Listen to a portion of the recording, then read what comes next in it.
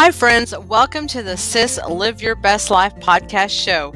I'm your host Denise, and I'm just a girl who had big hopes and dreams and decided to chase after them with everything I had in me, and I radically changed my life. And guess what? I'm just like you. Anyone can change their life, and that's what this show is all about. So what are you waiting for, sis? Are you ready to change your life? Let's do this.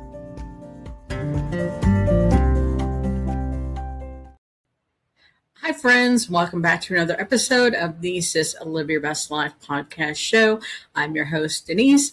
Today's episode is part 2 of The Hardest Goodbye, which is the story of how God healed my relationship with my father before he passed away back in 2022. I hope you are enjoying these episodes and that they help you. I appreciate you for being here, and now on with the show. We find out Dad has pancreatic cancer. He goes down to the Veterans Hospital in Little Rock for some tests because since he had open heart surgery just a few months before, they wanted to do surgery to remove the tumor, but they were concerned about his heart not being strong enough. And unfortunately, because of the open heart surgery, his heart just wasn't strong enough to do the surgery because they had found the cancer early. It was only like stage 1 or 2 at that point. So they were really hopeful if they could get the tumor out and start him on chemotherapy right away, that he might be okay. But unfortunately, like I said, they weren't able to do the surgery, and so they just went ahead and started him on chemo. They were hoping to shrink the tumor down and then go back and revisit the situation after about, a couple of months and see where they were at. So October comes around, they're still not able to do surgery, so they just continue on with chemotherapy. And by December, Dad had gotten a lot weaker and a lot sicker. And in February of 2021, he called me that night, and he was just crying his eyes out. He was just so upset. He apparently, I think he had talked to the doctor. He had some signs of kidney failure and some things were going on. And the doctor, I think, had pretty much just said, this is it. You're at the end stage here, and you don't have much longer. And he said, I don't have much longer. And by this time, I'm crying. And anyway, I talked to him that night and tried to calm him down and everything, because Dad was like really afraid of death. He was a Christian, but he was really scared of dying, just that fear of the unknown, I guess. And a couple of weeks later, I got a call from the hospital.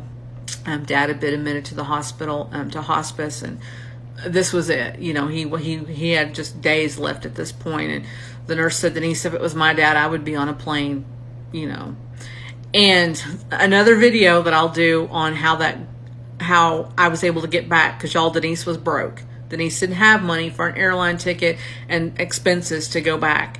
And God just showed up in mighty ways and opened doors. And the next day I was on a plane.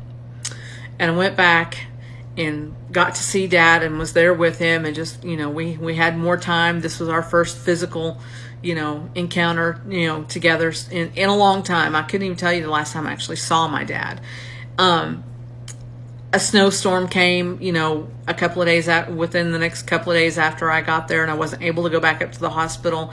And on the third day, that Friday on the 4th, I called, and the nurse had said, well, he's become completely unresponsive. It's just going to be any time now when he could go. And so I was able to get back up to the hospital and just spent that day sitting there with Dad and playing, some of his favorite music and crying because I'm listening to this music and holding his hand, and I'm watching him, just laboring, breathing. He's unresponsive, taking those final breaths. And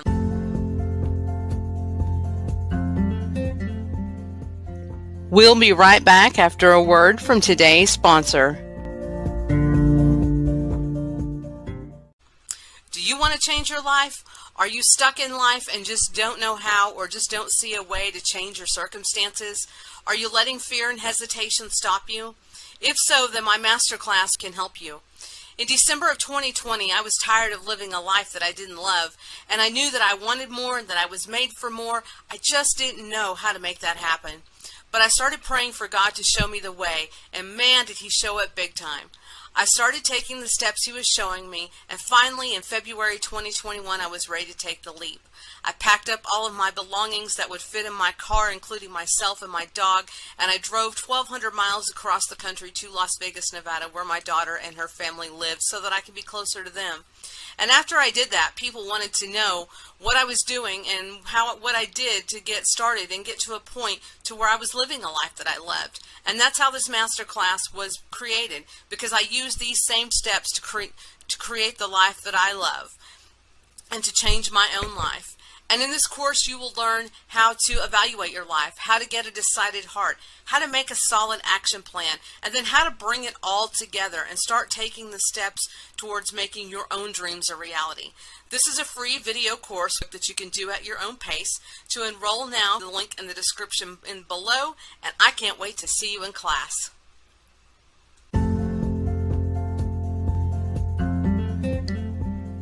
And now back to part 2 of today's episode.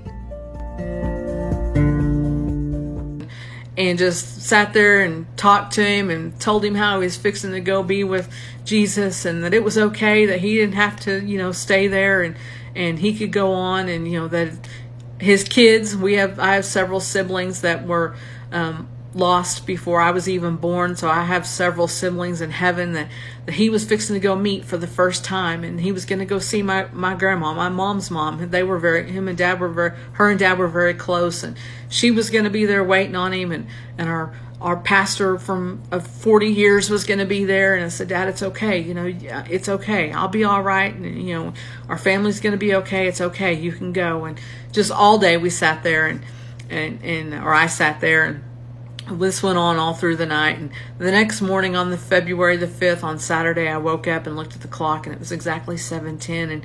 And I went and turned over and looked at my dad. And when I did, he went,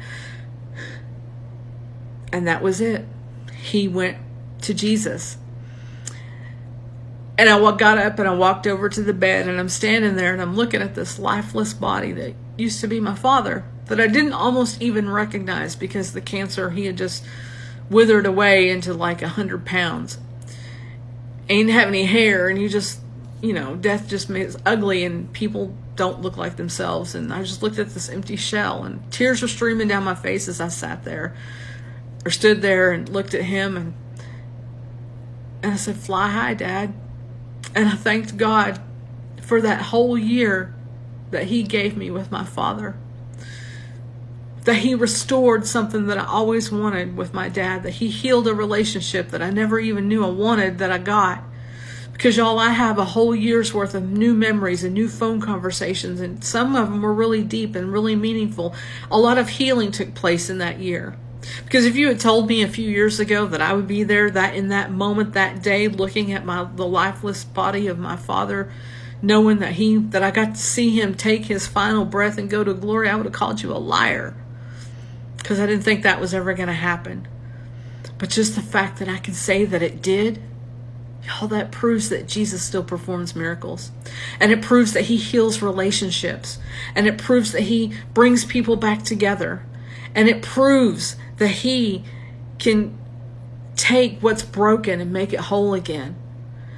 Because I never, ever, ever dreamed that someday I would be standing at the bedside of my father while he took his last breath and went to Jesus.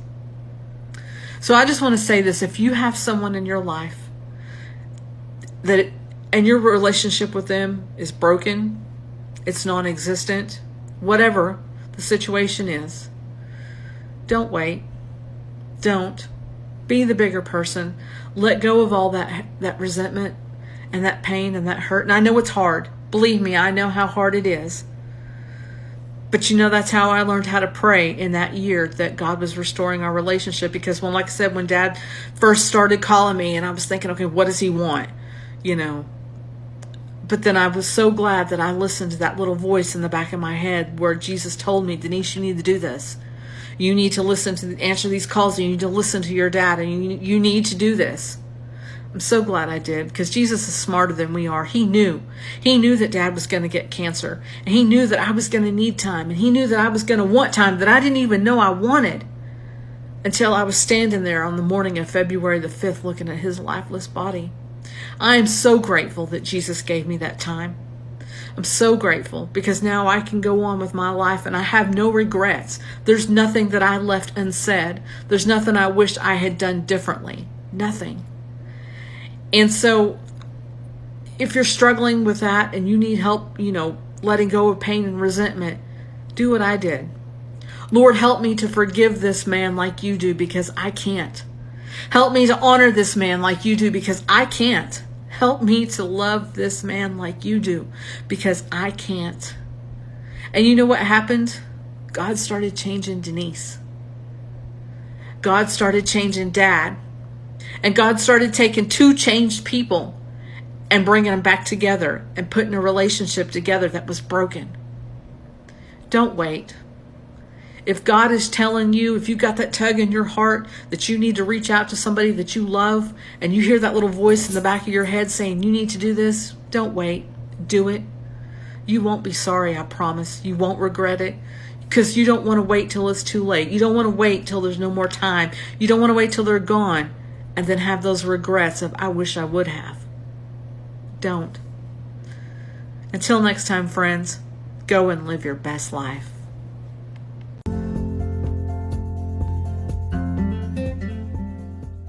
Thank you for listening to today's episode. I am so glad to be on this journey with you. I would love to know how you're chasing your dreams, so be sure to send me a message and let me know. And be sure to subscribe to the podcast so you don't miss another episode. And until next time, sis, go and live your best life.